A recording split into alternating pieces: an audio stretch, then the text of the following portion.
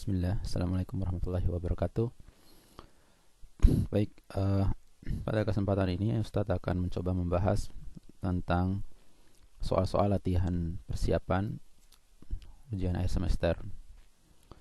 Nah, mudah-mudahan dengan latihan ini kalian bisa mempelajarinya dan bisa meningkatkan nilai kalian. Amin. Mulai aja dari nomor 1 ya. Ini mulai dari bab dinamika gerak. Nah, dari soal nomor 1 ini kita lihat di sini ada sebuah balok yang ditarik oleh gaya 10 Newton, gayanya membentuk sudut. Sudutnya belum diketahui.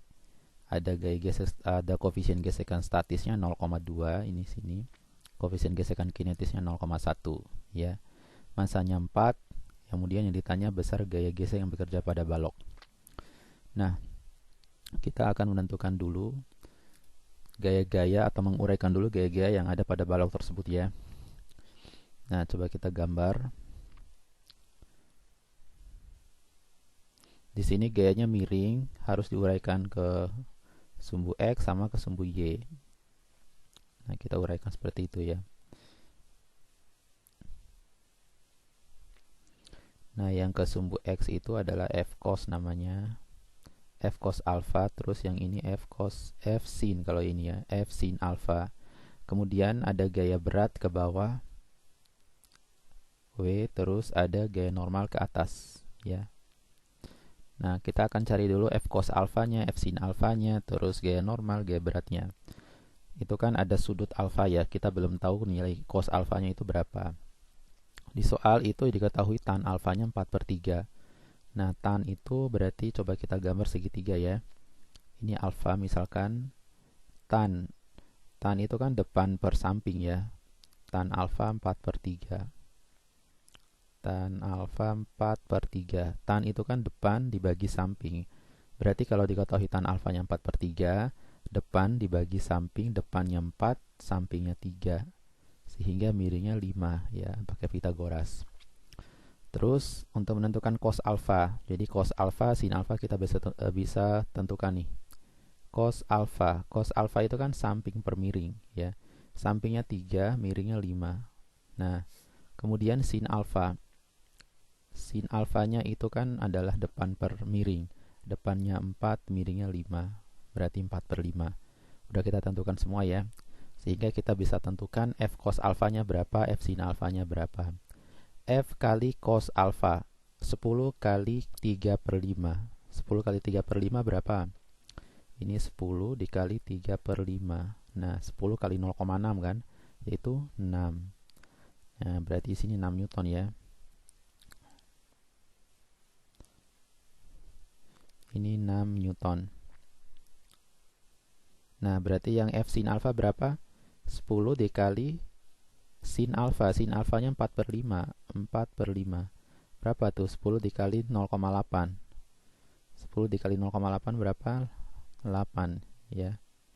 Sama dengan 8. Nah, 0,8 itu jangan bingung ya, dapat dari mana? Itu sin. Sin alfanya 4/5, 4 bagi 5 itu 0,8. Nah, sehingga 0,8 kali 10, 8. Gaya beratnya berapa? Gaya berat itu massa kali gravitasi. Massanya 4, gravitasinya tetapkanlah 10, berarti 4 kali 10. 4 kali 10, 40 ya. Nah, sekarang kita udah bisa menentukan gaya normal. Gaya normalnya berapa? Gaya normal itu berarti harus seimbang nih, konsepnya itu harus seimbang. Jumlah gaya yang ke atas harus sama dengan jumlah gaya yang anak panahnya ke bawah. Yang anak panah ke bawah gayanya hanya gaya berat nih kan, 40 Newton. Nah, yang ke atas juga jumlahnya harus 40 Newton. Nah, yang ke atas itu kan F sin. F sin itu kan 8 Newton. Nah, sementara yang ke bawah tadi 40 Newton. Berarti supaya sama harus gaya normalnya berapa? 38. Kok 38 ya? 32. Nah, itu gaya normalnya ya. 38 tambah 3, 32 tambah 8 itu kan 40. Nah, itu harus sama. Udah kita tentukan semua nih, gaya yang ke atas, gaya yang ke bawah, gaya normal, udah kita tentukan semua. Baru kita gunakan baru kita cari gaya geser statis dulu ya. Kita cari dulu gaya geser statis. Gaya geser statis itu mu s dikalikan gaya normal. Mu s nya berapa? 0,2. Gaya normalnya berapa? 32. 32 kali 0,2 berarti 6,4 Newton. Nah, habis itu kita udah nentuin gaya geser statis. Kita bandingkan gaya geser statis sama gaya yang ke kanan, yaitu F cos alpha tadi mana yang lebih besar. Ternyata yang lebih besar adalah gaya gesek statis karena dia 6,4. Kalau yang F cos alpha 6 kan, berarti lebih besar yang F statis ini. Kalau F statis ini lebih besar, itu artinya benda itu diam. Nah, benda ini diam nih. Kalau udah memenuhi syarat seperti ini, berarti benda itu diam. Syarat benda diam itu gaya geser statisnya harus lebih besar. Nah, tadi ya, cek dulu dia diam apa bergerak. Nah, cara ngeceknya, bandingkan gaya geser statis dengan F cos tadi, yang gaya yang ke kanan. Ternyata gaya geser statisnya lebih besar dari F cosnya, maka benda itu diam. Kalau diam, itu berarti gaya geseknya bagaimana? Kalau diam, gaya yang ke kanan sama dengan gaya yang ke kiri. Nah, jika diam, maka gaya geseknya itu sama dengan gaya gesek yang ke sini nih ya. Gaya gesek yang ke sini itu sama dengan gaya yang ke kanan. Harus sama, kan seimbang. Kalau supaya dia diam, harus besar gaya gesek yang ke kiri ini sama dengan gaya gesek yang ke kanan ya. Nah, berarti gaya gesek yang ke kanan kan F cos. Berarti F cos alpha, yaitu sama dengan 6 Newton. Nah, inilah jawabannya, 6 Newton.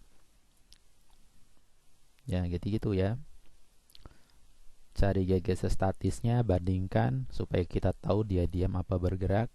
Kalau dia diam, gaya geseknya sama dengan gaya yang ke kanan.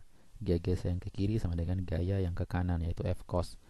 Kalau misalkan benda itu bergerak, ya gaya geseknya gaya gesek kinetis, mu k kali n gitu aja. Selanjutnya kita langsung lanjut ke nomor 2 ya. Nomor 2, dari keadaan diam hingga mencapai kecepatan 20 meter per second. Jadi kecepatan awalnya 0, diam kan, hingga mencapai kecepatan Vt-nya itu kecepatan setelah kecepatan awal, yaitu 20 meter per second. Sebuah benda bermasa 300 gram, masanya 300 gram. Nah, masa 300 gramnya harus ubah dalam kilogram, yaitu dibagi 1000. 300 bagi 1000 itu kan 0,3. Memerlukan waktu 5 detik. Jadi waktunya 5 ya. Kita tulis waktunya 5 second. Gaya yang bekerja pada benda itu adalah gaya sama dengan berapa? Itu yang ditanya. G itu persamaannya apa? Gaya itu sama dengan M kali A. Nah, tapi A-nya belum ada. Gimana cara menentukan A-nya? Kita cari A-nya dari rumus GLBB. Kita simpan dulu M kali A ini ya. Kita cari dulu gayanya, percepatannya di sini aja. Cara mencari percepatan itu Vt sama dengan V0 plus A kali T. Nah, Vt itu kan 20. V0-nya 0, A kali T-nya 5. Maka A sama dengan 20 per 5. 20 per 5 itu sama dengan 2. Kok 24 ya? 20 per 5 sama dengan 4. Nah, 4 meter per second kuadrat. Udah dapat A-nya, kita masukkan A-nya ke sini. Tadi masanya 0,3, terus A-nya itu 4 sama dengan 0,3 kali 4 sama dengan 1,2 Newton. Nah, ini gayanya. Lanjut ke nomor 3 ya. Sebuah balok 4 kg didorong ke atas. Nah, seperti pada gambar, licin, permukaannya licin sehingga bergerak ke atas dengan percepatan 2 meter per second. Jadi A-nya itu 2. Nah, besar gaya F yang bekerja pada kotak tersebut adalah berapa? Caranya harus diuraikan dulu gaya yang ada pada kotak ini. Nah, kalau misalkan ada kotak yang ada di bidang miring, selalu ada gaya yang ke bawah sini ya, yaitu W sin namanya, W sin theta. Tetanya ini ya, tetanya 30 derajat. Ini tetanya. Udah, kita uraikan gaya yang ke situ aja. Sebenarnya ada juga gaya normal. Ini ada gaya normal, ada gaya W cos theta. Nah, cuman kita nggak pakai ini karena permukaannya kan licin ya. Yang kita pakai hanyalah gaya yang segaris sama bidang miring. Rumusnya apa? Sigma F sama dengan M kali A. Ini untuk menentukan gayanya, gaya yang bekerja pada kotak tersebut. Berapakah F-nya ini nih ya? Ditanya tuh F ini tuh berapa? Sigma F sama dengan M kali A. Semua benda yang ada percepatannya rumus gayanya sama dengan M kali A.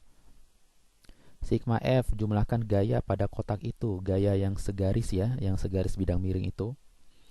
Jumlahkan. Nah, kalau dijumlahkan, gaya yang ke atas itu positif ya, karena kotaknya kan bergerak ke atas. Nah, yang ke atas itu yang positif. Yang anak panah ke atas berarti F kurang W sin theta sama dengan M kali A. Nah, kita ditanya F-nya, F kurang W itu kan berat. Beratnya kalau masanya 4, beratnya 40 ya.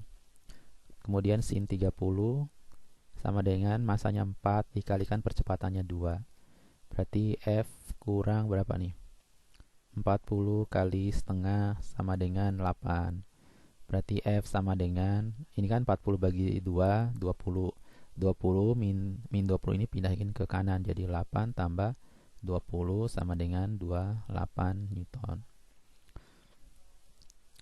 Nah gitu ya. Lanjut ke soal nomor 4.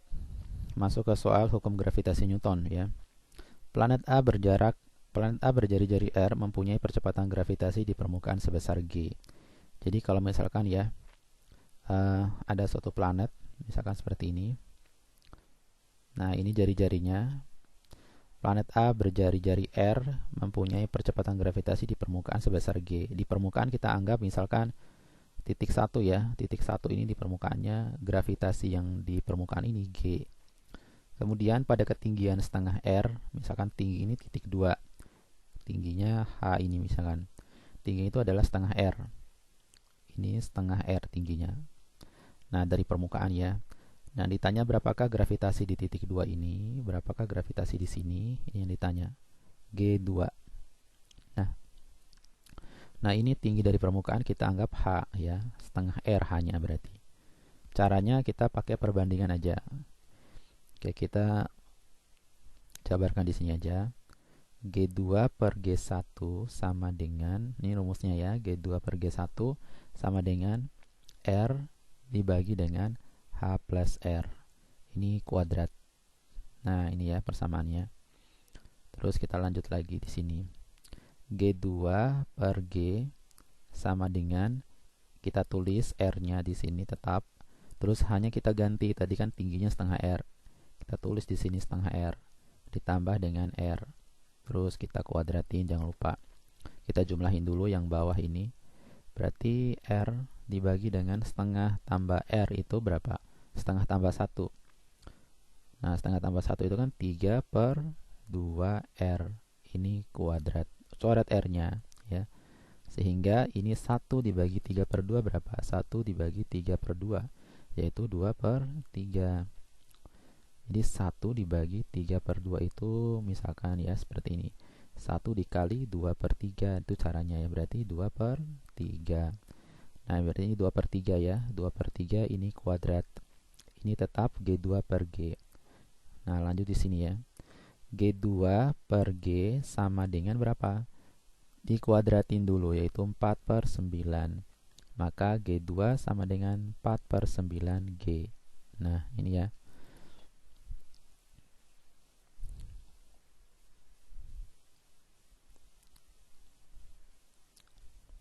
Nomor 5.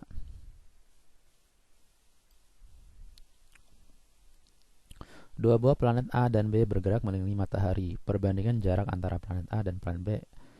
Nah, ini diketahui ya, perbandingan jarak jari-jari ya. Perbandingan antara jarak planet A dan planet B ke matahari. RA per RB sama dengan 1:4. Jika periode planet A mengelilingi matahari adalah 60 hari, periode planet A mengelilingi matahari ini 60 hari. Maka periode planet B sama dengan berapa hari? Ini pakai hukum Kepler 3 ya. Perbandingan antara periode planet B dibagi periode planet A sama dengan, langsung aja pakai persamaan kayak gini. RB per RA kali akar RB per RA. Nah, itu bisa langsung seperti ini ya. TB tinggal masukin aja yang A-nya TB per TA. TA-nya 60. Terus sama dengan RB-nya 4. RA-nya 1, terus kita masukkan lagi RB-nya di dalam kurung ini, itu 4, ini 1. Nah, kita akarin dulu nih yang 4 ini kan. Ini nggak muat, kita tulis di sampingnya. Sini ya, kita tulis TB per 60 sama dengan 4. Nah, akar 4 itu kan 2. Yang akar 4 per 1 ini kita akarin dulu. Akar 4 itu 2, 2 kali 4 8. 8 per 1, ya kan? Terus TB sama dengan berapa? Nah, 60 kalikan aja ke 8. 60 kali 8 sama dengan 480 hari. Nah, ini ya jawabannya. 480 hari. Nomor 6. Sepeda motor memiliki massa 200 kg. Jadi massanya 200 kg. Terus bergerak dari keadaan diam. Ini anggaplah kecepatan awalnya 0. Boleh kecepatan awal itu V0, boleh V1 ya. Sehingga berkelajuan 36 km per jam. Nah, ini berkelajuan V2-nya 36 km per jam. V2 36 km per jam. Nah, ini 36 km per jam, ini kan masih dalam satuan km per jam. Harus diubah ke dalam meter per second. Cara ngubahnya gimana? Cara ngubahnya itu dikalikan 1000. Dikali 1000 dibagi 3600. Ini udah satuan meter per second. 36.000 dibagi 3600 sama dengan 10 meter per second ya.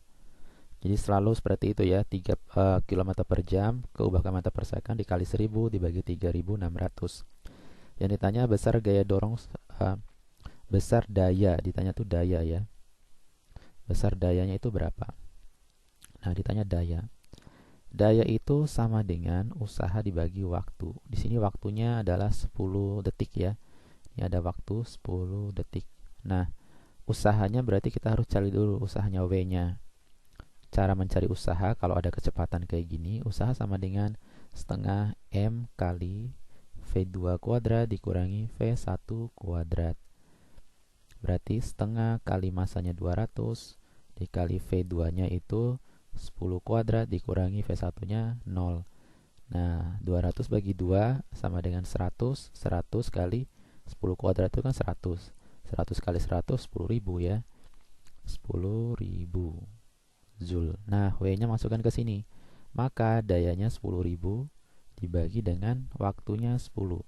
Sehingga coret nolnya ya, satu coret di atas. Berarti yang tersisa adalah 30. Berarti 1000 watt. Nah, itu satuannya ya, watt. Nomor 7. Gaya sebesar 10 Newton membentuk sudut 60 derajat dengan bidang horizontal. Jadi kalau kita gambar nih ya, gambar, misalkan ini ada kotak. Nah, terus ada gaya sebesar 10 Newton miring, membentuk sudut 60 derajat. Nah, membentuk sudut 60 derajat dengan bidang horizontal. Dikenakan pada kotak sehingga dihasilkan usaha sebesar 40 Joule. Jadi usahanya diketahui di sini yaitu 40 Joule. Yang ditanya berapakah perpindahan kotak tersebut, atau ditanya S-nya itu berapa. Nah, usaha itu kalau gayanya miring seperti ini harus dipakai usaha pakai gaya yang bukan yang 10 ini tapi gaya yang kita uraikan. Yaitu seperti ini gayanya. F cos theta. Nah, kita pakai yang F cos theta. Jadi rumusnya itu W sama dengan usaha sama dengan F cos theta dikalikan dengan S.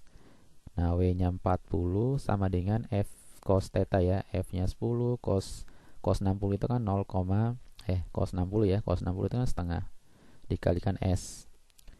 Ya udah, berarti kan 10-nya sama 2-nya coret ya. 10 bagi 2 itu kan 5. Berarti S sama dengan ya 40 dibagi 5 sama dengan 8 meter. Jadi jawabannya C ya, 8 meter. Nomor 8. Sebuah benda bermassa 2 kg mula-mula diam. Nah, mula-mula diam lagi ya. Berarti V1-nya 0. Kemudian bergerak dengan percepatan 3 meter per second. Percepatan ya, percepatan itu A. 3 meter per second kuadrat. Usaha yang diubah menjadi energi kinetik setelah 4 detik adalah berapa? Waktunya 4 detik. Usaha yang diubah menjadi energi kinetik ya. Usahanya berapa? Nah, usaha kalau hubungan sama energi kinetik atau hubungan dengan kecepatan, usaha tadi rumusnya itu. Usaha sama dengan setengah M V2 kuadrat dikurangi V1 kuadrat. Nah, V1-nya udah ada. M-nya mana M-nya? M-nya 2 ya. M-nya 2 kg. Nah, sekarang kita tinggal cari V2. Gimana sih cara mencari V2? V2 itu sama aja VT ya. Kan ada rumus GLBB tuh. VT sama dengan V0 A kali T. Nah, ingat itu ya, kalau misalkan kalian mau mencari kecepatan akhir, pakai rumus GLBB ini. Pokoknya hafal dari rumus GLBB yang 3 itu, VT sama dengan V0 plus AT.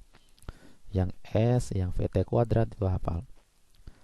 Karena akan dipakai terus. Nah, VT itu kan sama aja V2. V0-nya itu kan 0.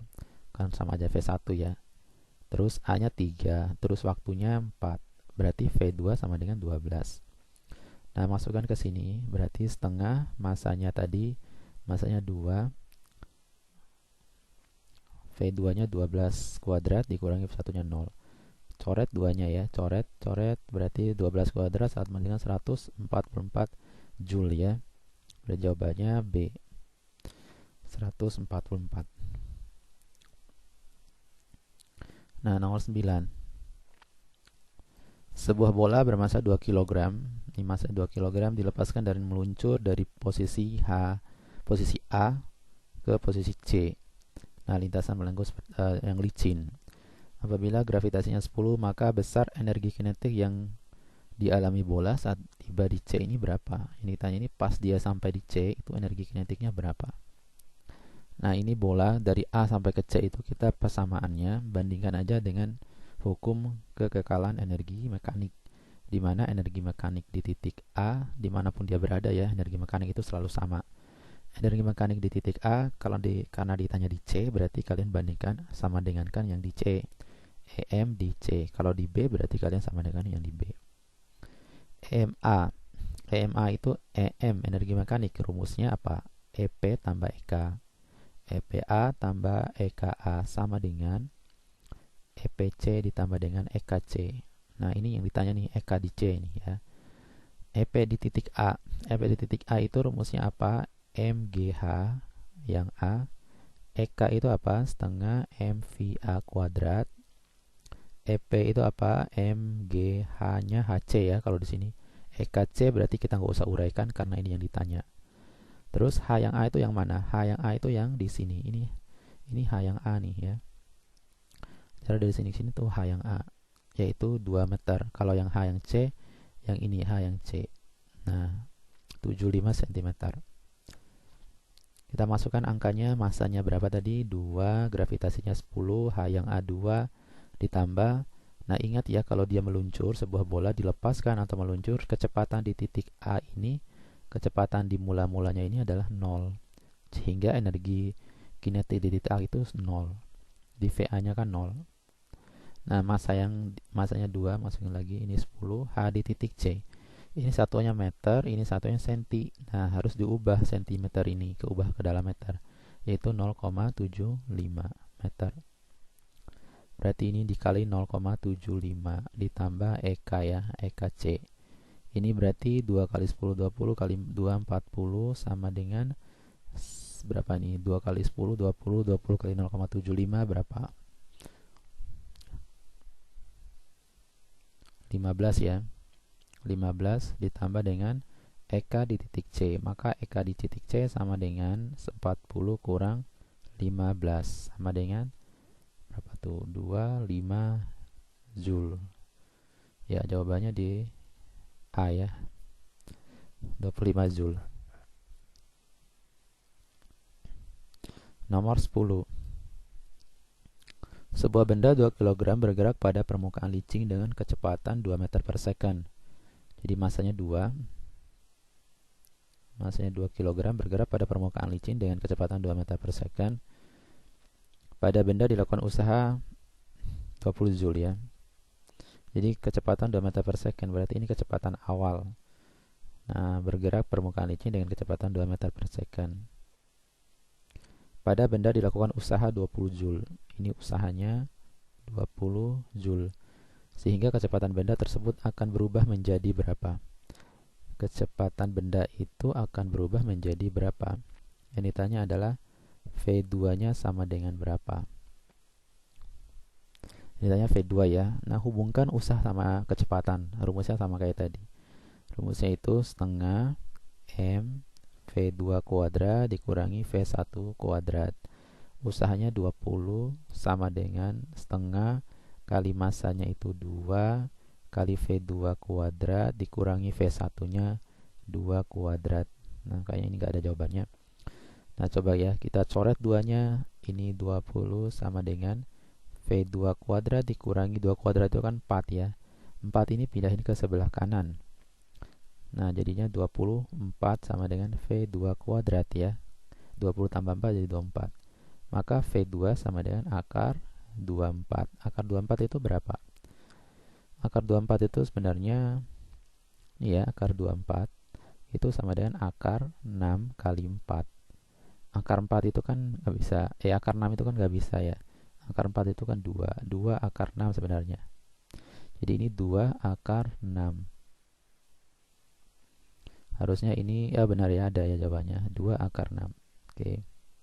Jawabannya B ya, 2 akar 6 meter per second.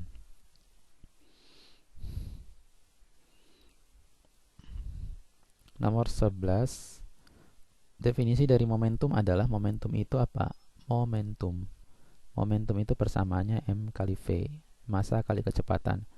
Momentum itu adalah ukuran kesukaran benda untuk berhenti. Jadi kemampuan benda untuk berhenti itu disebut dengan momentum ya. Kesulitan atau tingkat kemampuan benda dalam memberhentikan dirinya itu adalah momentum.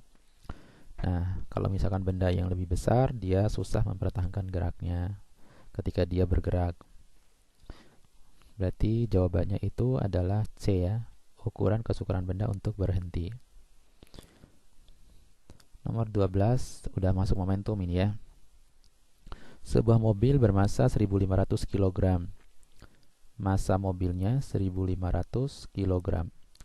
Bergerak dengan kecepatan 72, ini kecepatannya 72 km per jam. Momentum yang dialami mobil tersebut berapa? P sama dengan berapa?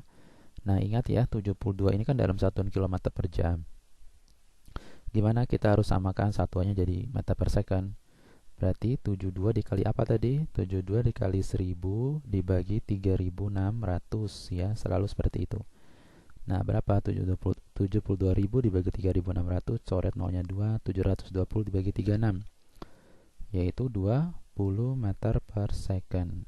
Nah, sekarang kita masukkan ke rumusnya. Momentum itu massa kali kecepatan. Massanya itu 1500 dikali kecepatannya 20.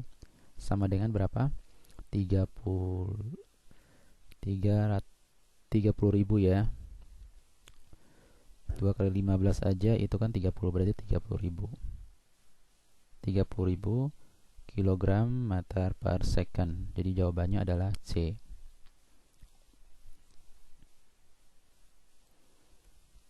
Nomor 13.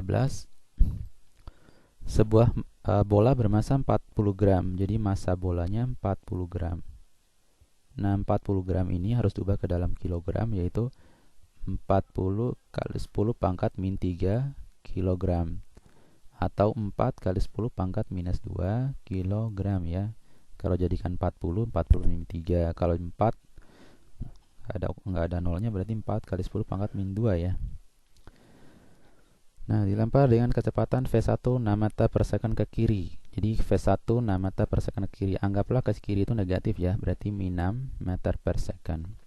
Kemudian dia memantul kembali, kecepatan V2-nya ke kanan. V2-nya itu 3 meter per second. Min itu karena dia ke kiri tadi ya. Besar impuls yang ditanya. Impulsnya berapa? Nah, impuls itu sama aja dengan perubahan momentum atau delta P ya. Rumus delta P sendiri itu M kali V2 dikurangi V1. Nah, masanya berapa? 4 kali 10 pangkat min 2. Terus V2-nya berapa? V2-nya 3 dikurang V1-nya berapa? V1 nya min 6. Nah, sama dengan berapa jadinya? 3 tambah 9, 3 tambah 6 itu kan min sama min kan jadi tambah. 3 tambah 6 9, 9 kali 4 36 yaitu 0,36 Newton second. Jadi 0,36 jawabannya. Nah, oke, baik, nomor 14. Dua bola A dan B memiliki massa sama dengan masing-masing kecepatan 10 dan 15. Kedua bola datang dari arah berlawanan. Misalkan ya, kalau kita gambar, ini bola dengan kecepatan masing-masing. Nah, bola yang A yang ini, dia bergerak dengan kecepatan 10 meter per second. Bola yang B yang sebelah kiri, yang sebelah kanan dengan kecepatan dia datang dari arah yang berlawanan, yaitu 15 meter per second. Nah, kedua bola datang dari arah berlawanan dan mengalami tumbukan lenting sempurna. Jadi ada tumbukan lenting sempurna di sini. Kecepatan bola A dan B setelah tumbukan adalah berapa? Masanya berapa? Masanya sama. Massa yang A misalkan M ya. Masanya sama ya. Langsung aja masanya sama dengan massa yang B, gitu aja. Kan yang ditanya berapakah kecepatan bola A dan B? VA aksen sama VB aksen itu berapa? Nah, ini konsepnya ya, cara cepatnya aja ya. Caranya itu untuk tumbukan lenting sempurna,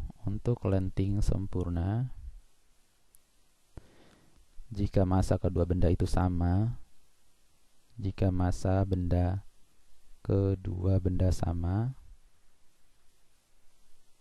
maka berlaku seperti ini ya. VA aksen sama dengan VB. Nah, ini kan VA ya. VA aksen sama dengan VB. Terus VB aksen itu sama dengan VA, gitu ya. Jadi berlaku persamaan seperti ini. Nah, VB-nya berapa tadi? VB-nya 15. Jangan lupa ini ya. 15 ini kan ke kiri. Ke kiri itu kita tetapkan sebagai negatif ya, negatif. Maka VA aksennya udah kita tahu nih jawabannya, langsung aja. VA aksen sama dengan min 15 meter per second. Kalau VB-nya aksen sama dengan 10 meter per second. Jadi jawaban yang benar adalah kecepatan yang A min 15. 15 itu kan menandakan min itu kan menandakan berlawanan ya. 15 dan 10 berlawanan dengan arah semula ya. Kalau yang E itu kan 15 dan 10 searah dengan arah semula, harusnya berlawanan dengan arahnya semula. Jadi jawabannya D. Ini cukup seperti itu aja, tumbukan lenting sempurna ya caranya. Nomor 15. Nah, dua troli A dan B masing-masing 1,5 bergerak saling mendekat dengan kecepatan VA-nya. Dua troli ini massanya masing-masing 1,5. Sama ya. Massa A sama dengan massa B sama dengan 1,5 kg semua. Bergerak saling mendekat dengan kecepatan masing-masing VA-nya 4 meter per second. VA 4 meter per second. VB-nya berapa? 5. Nah, karena B ke kiri, jangan lupa ya, VB itu kan dia ke kiri. Jadi ini min 5 meter per second. Jangan lupa negatif. Kemudian jika kedua troli bertumbukan tidak lenting, nah ini ya, tumbukannya tidak lenting sama sekali. Untuk tumbukan tidak lenting sama sekali, persamaannya seperti ini aja cukup ya. MA kali VA tambah MB kali VB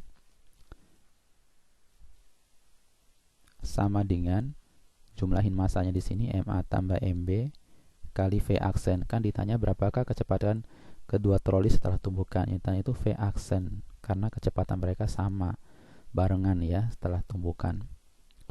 Itu tumbukan tidak lenting. Massa yang A kita masukkan 1,5 di sini. 1,5 dikalikan kecepatan yang A4 ditambah dengan massa yang B 1,5 juga, massanya sama kan, dikali VB-nya min 5 di sini. Min 5 sama dengan massa yang A 1,5 ditambah 1,5 kali V aksen. Udah, 1,5 kali 4 berapa? Yaitu 6. Nah, 1,5 dikali min 5 sama dengan berapa? 1,5 dikali min 5 berarti 5 kali 5 25, 5 berarti min 7,5 ya, min 7,5. 1,5 tambah 1,5 yaitu 3 kali V aksen. 6 dikurangi 7,5 sama dengan 1,5. Min 1,5 sama dengan 3 V aksen. Maka V aksen sama dengan min 1,5 bagi 3 sama dengan min 0,5 meter per second. Min itu berarti dia tandanya ke kiri. 0,5 ke kiri berarti yang kita pilih, jangan salah pilih yang E ya. Lihat tandanya. Nomor 16, ini udah masuk gerak harmonik sederhana ya. Osilator bergerak dengan persamaan simpangan Y sama dengan, diketahui dulu, Y sama dengan 0,06 sin 4 pi T. Nah, dengan Y dalam meter, T dalam detik, simpangan osilator tersebut pada detik ke 1/12. Berapa sih Y-nya ini saat T-nya itu 1/12 second? Itu yang ditanya ya. Saat T-nya 1/12 second, ini berapa sih Y-nya? Itu maksudnya. Jadi caranya itu kalau kalian masukkan T-nya ke Y itu 1/12, maka ketemu Y-nya berapa? Jawab, Y sama dengan 0,06 kali sin 4 pi, masukkan T-nya, ganti T-nya dengan 1/12 di sini. Kita tulis lagi 0,06 kali sin 4 bagi 12 ya. 4 bagi 12 itu sama, kita coret jadi 3 di sini kan. Nah, berarti ini tinggal pi per 3. Nah, pi itu kan 180 derajat kalau depan sin ya. Berarti sin pi itu kan sama dengan sin 180 derajat kan. Ini nilai pi itu nilainya 180 derajat kalau di depan sin. Berarti 0,06 sin 180 dibagi 3 sama dengan berapa? Sin 180 bagi 3 berarti sama aja dengan sin 60 kan. Nah, kita lanjut di sini ya. Berarti Y sama dengan, kita lanjut di sini, Y sama dengan 0,06 sin 60. Kan 180 bagi 3 ya. Berarti 0,06 sin 60 berapa? Setengah akar 3. 0,06 bagi 2, 0,03 akar 3. Jadi satuannya meter. Jawabannya adalah B.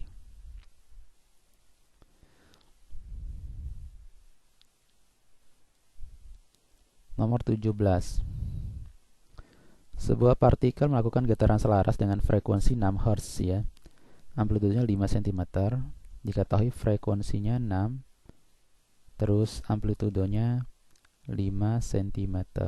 Kecepatan partikel pada saat berada pada simpangan 3 berapa? Nah, ini berapa sih kecepatannya itu saat simpangannya itu sama dengan 3 cm. 3 cm ya. Nah, kita ingat ya, persamaan kecepatan itu kan gini, V sama dengan omega kali A kali cos omega kali T. Nah, omega itu tahu kan, omega itu sama dengan kecepatan sudut. Omega yaitu 2pi kali frekuensi. Nah, cari omeganya dari sini ya. Frekuensinya udah ada, berarti 2pi dikalikan dengan 6, berarti 12pi. Nah, ini omeganya 12pi nih. Sekarang kita cari omega T-nya, kan nggak ada waktunya di sini. Omega T-nya langsung aja cari satu paket ini ya, cari langsung aja omega T-nya berapa. Dari mana carinya? Dari Y. Y sama dengan A sin omega T langsung ya. Nah, kan nggak ada sudut awalnya, kita langsung omega T aja, sin omega T kayak gitu. Y-nya ganti 3, tadi A-nya 5, ini sin omega T. Nah, kita cari sinnya. Sin omega T sama dengan 3/5. 3/5 itu kan 0,6. Sin 0,6 itu berapa sih? Sin 0,6 yang hasilnya sin 0,6.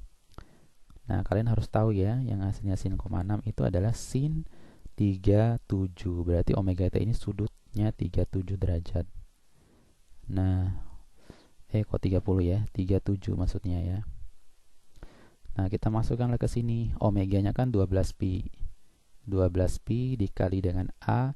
A-nya 5 dikali cos 37. Nah, 12 kali 5 itu kan sama dengan 60 ya. 60pi dikali cos 37 itu kan 0,8.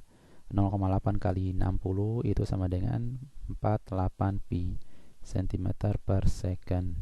Jadi jawabannya adalah D.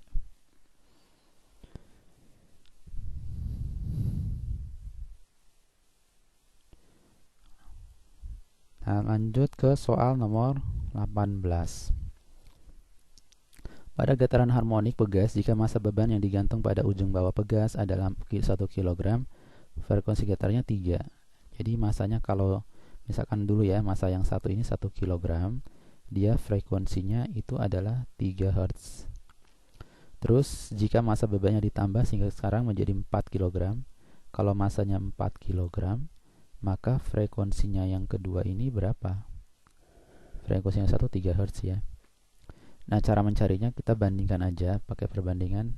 Frekuensi itu kan rumusnya 1/2pi kali akar K per M ya. Nah, K per M seperti ini rumusnya. Berarti kan frekuensi berbanding terbalik sama massa ya. Nah, abaikan aja 2pi sama K-nya. Tinggal kita rumuskan pakai perbandingan aja. V2 per F1 sama dengan akar M1 per M2.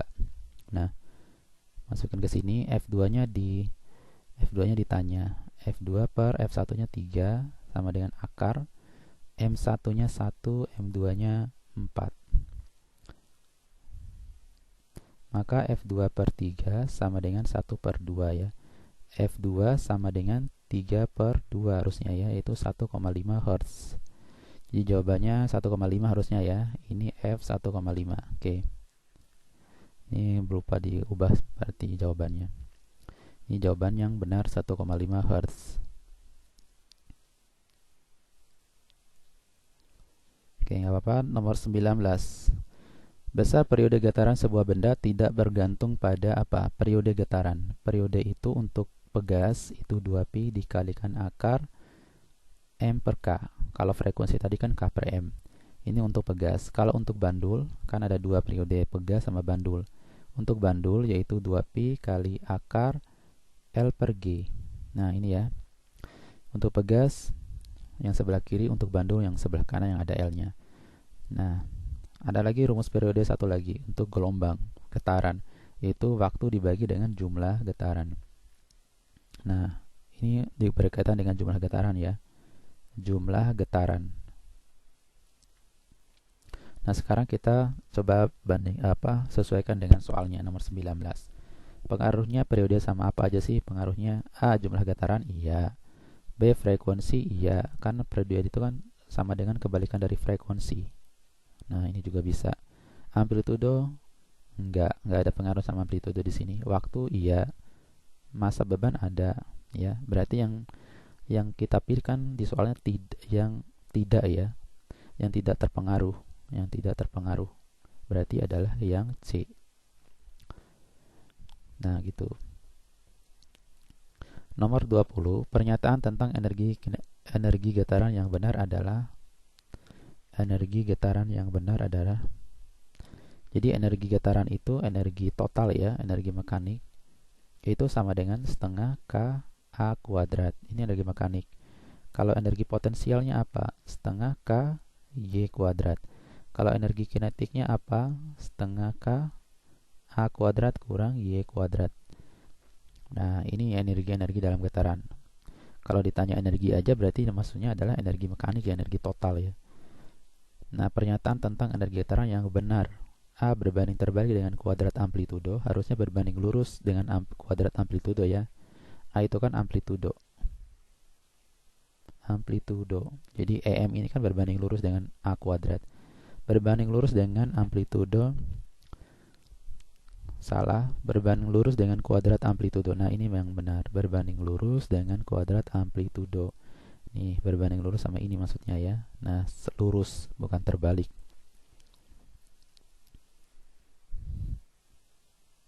Nomor 21. Sebuah benda massa 2 gram digetarkan menurut persamaan massa dulu, massanya 2 gram. Nah, 2 gram ini harus diubah ke dalam kilo. Cara mengubahnya dikalikan 10 pangkat min 3 kg. Menurut persamaan simpangan, Y sama dengan 0,04 kali sin 200T. maka energi total benda adalah berapa. Yang ditanya itu energi total atau energi mekaniknya berapa. Nah, dari persamaan Y ini kita udah tahu nih ya, 0,04 itu apa, yaitu amplitudo. Terus yang 200 ini apa, yaitu omega. Ya, pokoknya yang nempel sama T itu omega. Yang depan sendiri ini adalah amplitudo. Terus yang ditanya energi mekanik, tadi kan udah energi mekanik. Energi mekanik itu sama dengan setengah kali K kali A kuadrat. Nah, A-nya udah ada 0,04, tinggal K-nya kita belum. K itu gimana cara mencarinya? Nah, ini rumusnya ya. K itu kita cari dulu, yaitu pakai persamaan M kali omega kuadrat. Nah, K-nya tadi, ya kita mau cari ya, masanya tadi 2 kali 10 pangkat min 3. Nah, 2 kali 10 min 3, omeganya kan 200 di sini. 200 kuadrat. Nah, berarti 2 kali 10 min 3, 200 kuadrat berapa? 4 kali 10 pangkat 4 ya. Berarti 80 ya. 4 kali 10 pangkat 3, 10 pangkat min 3 dikali 10 pangkat min 4, yaitu 4 kurang 3 kan 10. 4 kurang 3 itu kan 1, 10 pangkat 1 ya. 10 pangkat 1 itu kan 10. 2 kali 4, 8, 80 jadinya. Nah, masukinlah ke sini. Berarti jadi EM sama dengan setengah kali 80 kali amplitudonya 0,04 kuadrat ya. 4 kali 10 pangkat min 2, ini kita kuadrat. Nah, berarti 80 bagi 2, 40 ya. 4 kali 10 pangkat min 2 dikuadratin jadinya 16 kali 10 pangkat min 4. 40 kali 16. 40 kali 16 atau 4 kali 16 berapa? 6 kali 4, 24. 4, 6, 4 ya. 64 kali 10 pangkat min 3. 64 kali 10 min 3. Atau harusnya jawabannya itu, nggak ada jawabannya di sini ya, harusnya itu 0,064 ya Joule, atau 64 kali 10 pangkat min 3 Joule ya.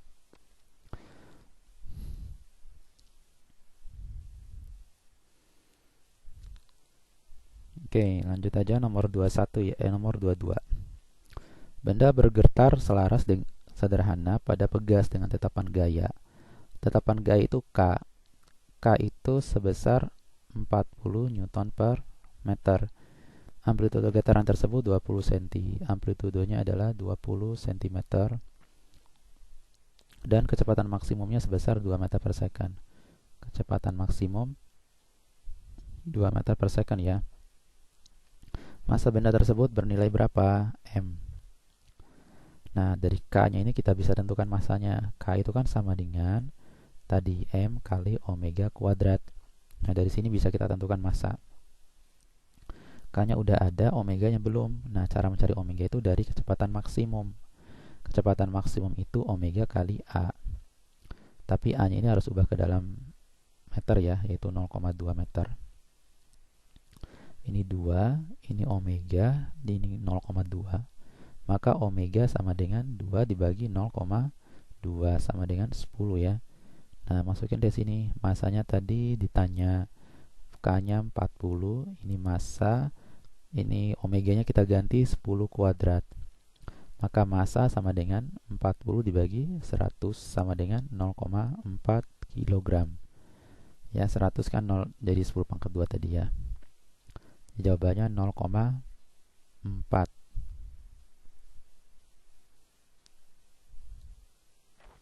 Nomor 23, periode sebuah bandul meningkat menjadi 3 kali semula ketika dikirim ke permukaan planet.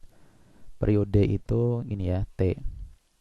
Periode sebuah bandul meningkat menjadi 3 kali semula, berarti ini T2 ketika di planet ya, ketika di planet misalkan sini ya, planet. Nah, ini meningkat menjadi 3 kali semula ketika dikirim ke permukaan planet tundra. Meningkat menjadi 3 kali semula, berarti periode planet itu 3 kalinya ketika dia berada di bumi ya.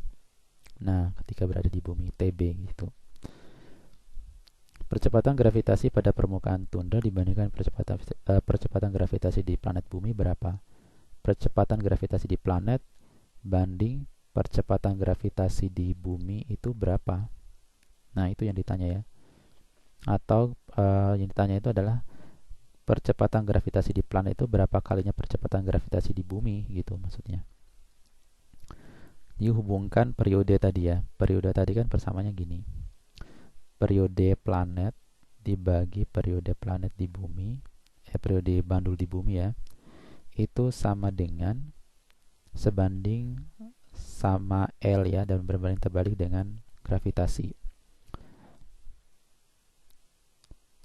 Karena talinya itu, panjang talinya itu tetap, tinggal kita bandingkan dengan gravitasi ya. Kan periode tadi rumusnya gini, 2pi kali akar L per G. Nah, jadi L sama 2pi nya ini nggak usah dihiraukan, abaikan aja karena L nya itu nggak dirubah. Terus 2pi nya juga tetap, yang berubah itu hanya G aja. Berarti kita masukkan G aja di sini ya. Berbanding terbalik nih periode sama G ya. Kalau TP per TB di sini GB per GP. Nah, gitu jadinya. TP per TP-nya itu kan 3TB ya, 3TB. Kita tulis di sini. Terus akar GB per G planet. Nah, TB-nya coret supaya ini akarnya hilang, kan ditanya GP-nya nih. Supaya ini akarnya hilang, lanjut sebelah sini aja. Supaya akarnya hilang, maka dipindahin akarnya sebelah kiri. Jadi 3 kuadrat sama dengan GB per GP. Nah, 3 kuadrat itu kan 9. Maka GP sama dengan GB per 9. Nah, GB itu kan G ya. G per 9. 1/9 G. Atau G per 9. Nah, itu jawabannya adalah C. Nomor 24. Sebuah benda terikat pada salah satu ujung pegas. Ketika benda digetarkan dengan amplitude 20 cm, benda memiliki kecepatan maksimum 4 meter per second diketahui. Amplitudenya 20 cm. Kemudian ditanya frekuensi getarannya berapa? F-nya. Nah, frekuensi ya. Nah, dari soalnya ini diketahui kan kecepatan maksimum. Berarti frekuensi ini kita kaitkan dengan omega, yaitu 2pi omega. Karena omega itu kan ada persamaan kayak gini nih. Omega sama dengan 2pi kali frekuensi kan. Nah, dari sini kita bisa cari frekuensinya. Tapi harus cari omega. Omega itu dapat dari mana? Dari kecepatan maksimum tadi. Omega kali A rumusnya. Ini 4, ini omega, amplitudenya itu kita ubah dulu ke dalam meter, yaitu 0,2. Ini 0,2, terus omega sama dengan 4 dibagi 0,2 sama dengan 20. Nah, masukkanlah ke sini. Berarti ini 20 dibagi 2pi dikali sama dengan 2pi kali F ya. Maka F sama dengan 20 dibagi 2pi sama dengan 10 per pi ya. Ini kan 2 bagi 20, 10. 10 per pi jawabannya. Nah, satuannya hertz ya.